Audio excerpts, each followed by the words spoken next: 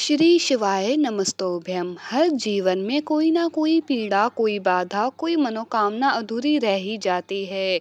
कुछ को संतान की चिंता, कुछ को दाम्पत्य जीवन में अशांति, तो कुछ को आर्थिक कठिनाई।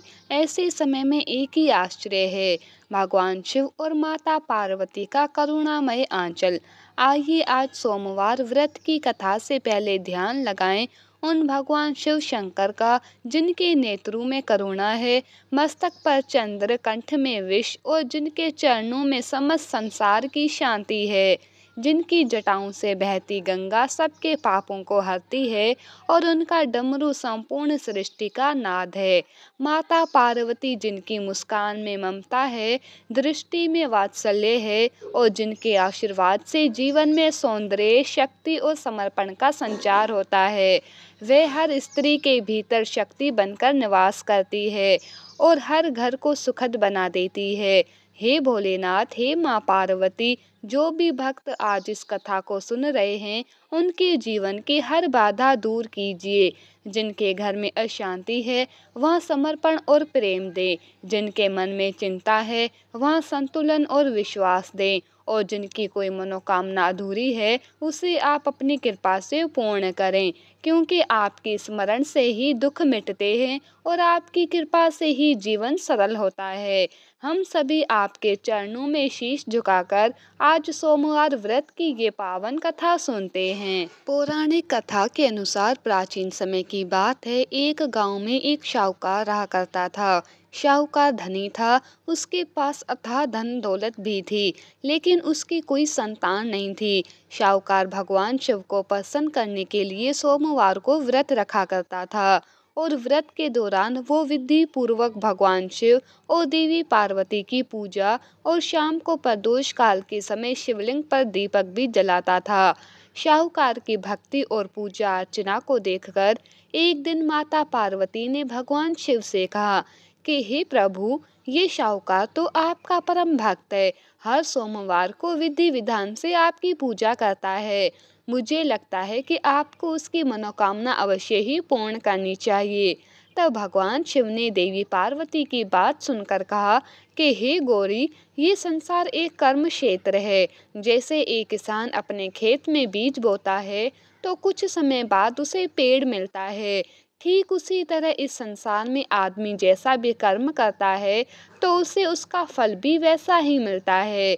लेकिन माता पार्वती ने भोले भंडारी से दोबारा आग्रह किया और कहा, हे नाथ, फिर भी आप इसकी मनोकामना को पूर्ण कर दीजिए, क्योंकि ये आपका परम भक्त है और अगर आप भी अपने भक्तों की इच्छा को पूर्ण नहीं करेंगे तो फिर भला भक्त आपकी पूजा आराधना क्यों करेंगे।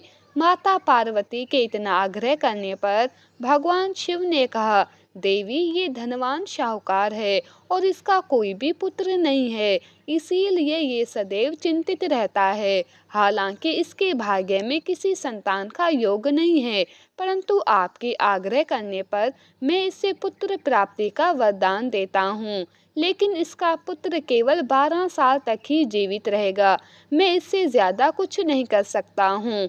फिर एक रात भगवान शिव ने शाहूकार को स्वप्न में दर्शन दिए और कहा कि उसे जल्द ही पुत्र की प्राप्ति होगी, लेकिन उसका पुत्र दीर्घ आयु नहीं बल्कि केवल 12 वर्ष तक ही जीवित रह पाएगा। ये बात सुनकर शाहूकार ना तो प्रसन्न हुआ और ना ही ज्यादा दुखी हुआ। स्वप्न में सब कुछ जानने के बाद भी शाहूकार ने पूजा अर्चना जारी रखी और कुछ दिनों बाद शाहूकार की पत्नी गर्भवती हो गई और उसने एक सुंदर बालक को जन्म दिया। बालक के जन्म से घर पर हर्षोल्लास का माहौल था, लेकिन शाहूकार खुश नहीं था, क्योंकि उसे पता था कि उसके बालक का जीवन केवल 12 वर्ष तक का ही है और उसने किसी को भी ये बात नहीं बताई।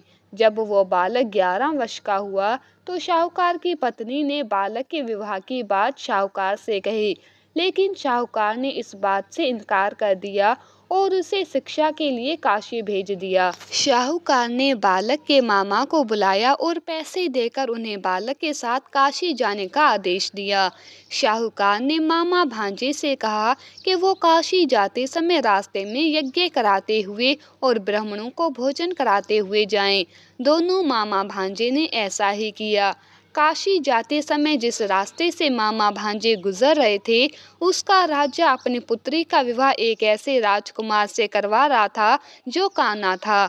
उधर दूल्हे का पिता इस बात से चिंतित था कि अगर दुल्हन पक्ष को पता चल गया तो राजकुमारी विवाह के लिए मना कर देगी। इसीलिए उसने जब शाहूकार के पुत्र को देखा तो उसने सोचा कि मैं अपने बालक के स्थान पर तोरण के समय इस बालक को बिठा दूंगा और दुल्हन के पक्ष वालों को पता भी नहीं चलेगा। दूल्हे के पिता ने शाहूकार के पुत्र को इस बात के लिए तैयार किया और वो बालक तैयार हो गया। इस तरह उस बालक ने दूल्हे के कपड़े पहन लिए और घोड़ी पर चढ़कर तोरण की रस्म को पूरा किया।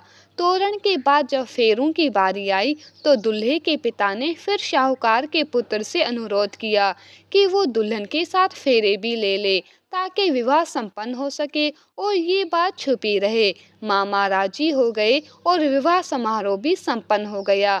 विवाह संपन्न होने के बाद मामा भांजा काशी के लिए प्रस्थान कर गए, परंतु शाहूकार के पुत्र ने दुल्हन के कपड़ों पर लिख दिया कि तुम्हारा विवाह तो मुझसे हुआ है, लेकिन तुम जिसके साथ विदा किए जाओगी वो एक आंख वाला आदमी है और मैं काशी शिक्षा ग्रहण करने जा रहा हूँ। जब राजकुमारी ने ये बात पढ़ी तो उसने राजकुमार के साथ जाने से इनकार कर दिया और अपने पिता से कहा कि ये मेरा पति नहीं है, मेरे पति शिक्षा ग्रहण करने काशी गए हुए हैं। जब सब जगह ये बात फैल गई तो मजबूरी में दूल्हे के पिता ने सारी बात सच बता दी और दुल्हन के पिता ने फिर बेटी को भेजने से इनकार कर दिया। इधर मामा भांजे दोनों काशी पहुंच गए और बालक शिक्षा ग्रहण करने लगा। तब मामा ने यज्ञ करना शुरू कर दिया। जब राजकुमार का पुत्र 12 वर्ष का हुआ तब एक दिन उसने अपने मामा से कहा कि उसकी तबीयत ठीक नहीं है और वो सोने के लिए अंदर जा रहा है।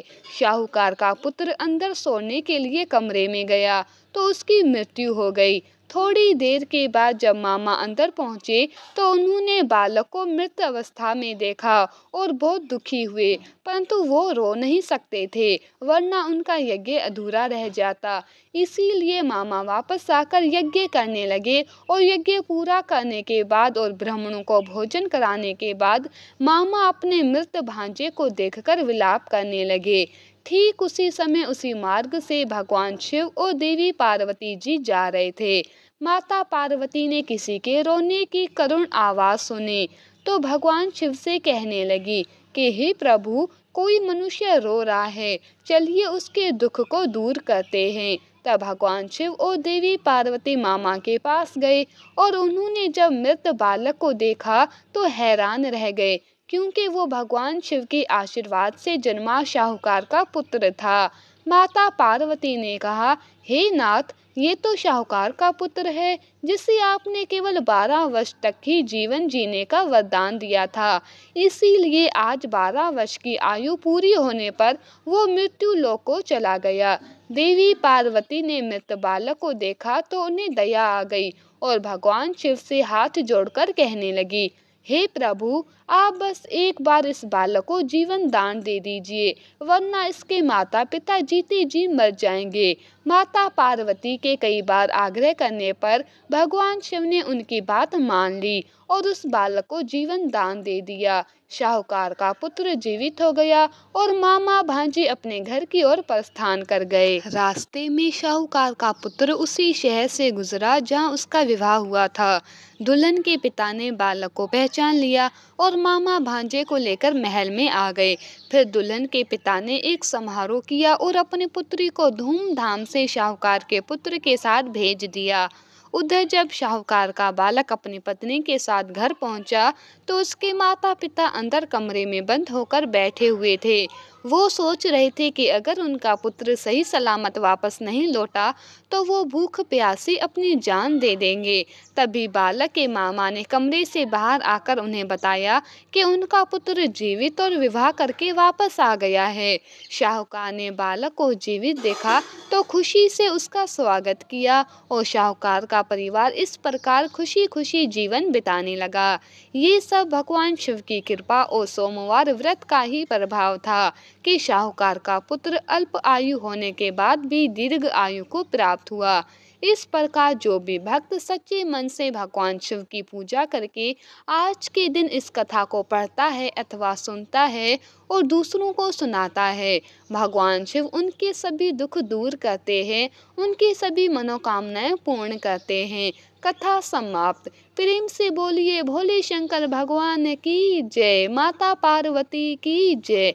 अब हम सभी भगवान शिव और माता पार्वती जी से प्रार्थना करते हैं, हे नीलकंठ महादेव, अगर इस व्रत में, पूजन में या कथा श्रवण में हमसे कोई भी त्रुटि, कोई भी भूल या अशुद्धता हुई हो तो कृपया उसे अपनी करुणा से क्षमा करें और हमारे जीवन से अज्ञान का अंधकार दूर करें और ज्ञान, भक्ति, शक्ति और शांति का प्रकाश भरें। हे माँ पार्वती, आपकी करुणा से ही घरों में सुख, प्रेम और स्थिरता बनी रहती है। आप हर बहन, बेटी और माता को शक्ति दें और सभी परिवारों में समृद्धि और सौभाग्य का वास करें।